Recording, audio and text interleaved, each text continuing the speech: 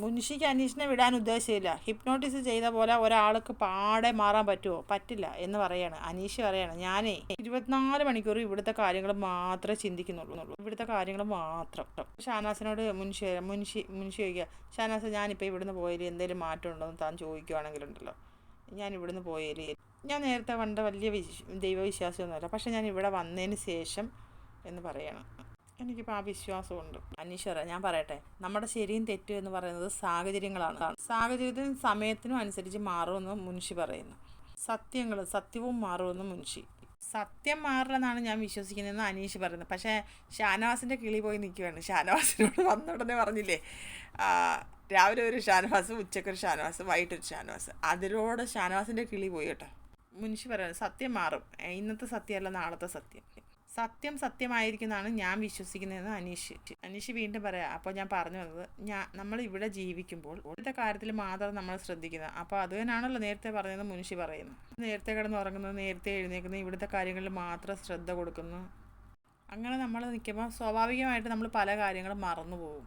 ഞാൻ big boss പഠിക്കാൻ വന്നതല്ല, ഞാൻ ക്യാഷ്വലായിട്ട് ചോദിച്ചതാണെന്ന് മുൻഷി. അപ്പോൾ അനീഷ് പറഞ്ഞു ഞാൻ ക്യാഷ്വലായിട്ട് തന്നെയാണ് മറുപടി പറഞ്ഞതെന്ന്. അല്ല, അനീഷിൻ്റെ സംസാരം കേട്ടാൽ ഞാൻ മനഃപൂർവ്വം ഇൻസൾട്ട് ചെയ്ത് എന്നുള്ള രീതിയിൽ ആണ് എനിക്ക് തോന്നിയെന്ന് മുൻഷി പറയുന്നത്. അയാൾ ഇത്രയും നേരം ഇൻസൾട്ട് ചെയ്തതാണ് അനീഷിനെ. അനീഷ് എന്നിട്ടും പറയാം അങ്ങനത്തെ ഒരു രീതിയിലുള്ള കാര്യങ്ങളും ഇല്ലെന്ന്. ഞാനിവിടെ ഭയങ്കര സന്തോഷവാനാണ്, ഭയങ്കര ഹാപ്പിയാണെന്ന് അനീഷ്. നമ്മൾ സന്തോഷവാനാണ്, പക്ഷെ നമ്മൾ മൂലം മറ്റുള്ളവർ സന്തോഷവാനാണെന്ന് ചിന്തിച്ചിട്ടുണ്ടോ എന്ന് അനീഷിനോട് തിരിച്ചു ചോദിക്കുന്നു. ചിന്തിച്ചിട്ടുണ്ട് എന്ന് പറയാം. ഇല്ല, നമ്മുടെ സന്തോഷത്തിന് വേണ്ടി ചിലരെ ദുഃഖിപ്പിക്കേണ്ടി വന്നിട്ടുണ്ടെന്ന് മുൻഷി പറയുന്നു. നമ്മുടെ ലൈഫിൽ നമുക്ക് സന്തോഷിക്കാം, സുഖിക്കാം, പക്ഷേ അത് മറ്റുള്ളവരെ ദുഃഖിപ്പിച്ചുകൊണ്ടായിരിക്കരുതെന്ന് മുൻഷി. ഞാൻ വിചാരിക്കുന്നത് ഞാൻ മൂലം ആരും അങ്ങനെ ദുഃഖിച്ചിട്ടുണ്ടാവില്ലെന്നാണ്. തീർച്ചയായിട്ടും ഉണ്ടെന്ന് മുൻഷി തീർത്തു പറയുന്നു. ഈ ബിഗ് ബോസ് വീടിനകത്ത് അനീഷ് സന്തോഷിക്കുമ്പോൾ അനീഷ് മൂലം വിഷമിച്ചവരുണ്ടെന്ന് മുൻഷി. അനീഷ് ചോദിക്കുന്നു ഉണ്ടോ? അപ്പോൾ മുൻഷി പറയുന്നു ഉണ്ട്. അപ്പോൾ അനീഷ് പറയുന്നു ഞാൻ വിശ്വസിക്കുന്നത് ദുഃഖിച്ചവരില്ലെന്നാണ്. കാരണം നമ്മളെക്കുറിച്ച് മാത്രമേ ചിന്തിക്കുന്നുള്ളെന്ന് മുൻഷി.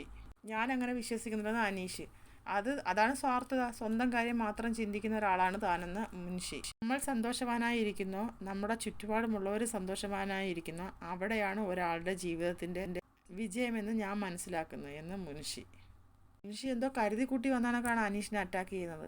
അയ്യോ അനീഷ് ആകെ തീർന്ന്. ഷാനവാസ് ആദ്യമേ തന്നെ തീർന്നൊരു വഴിയായി കേട്ടോ. ഒരക്ഷരം ഷാനവാസ് മിണ്ടുന്നില്ലെന്നുള്ളതാണ്. പാവം നിൽക്കുന്ന നിൽപ്പുണ്ടോ ഷാനവാസിൻ്റെ. അപ്പോൾ അടുത്തൊരു ലൈവ് അപ്ഡേറ്റുമായിട്ട് ഞാൻ വീണ്ടും വരാം. എല്ലാവരും എൻ്റെ ചാനലൊന്ന് സബ്സ്ക്രൈബ് ചെയ്യണേ, സപ്പോർട്ട് ചെയ്യണേ.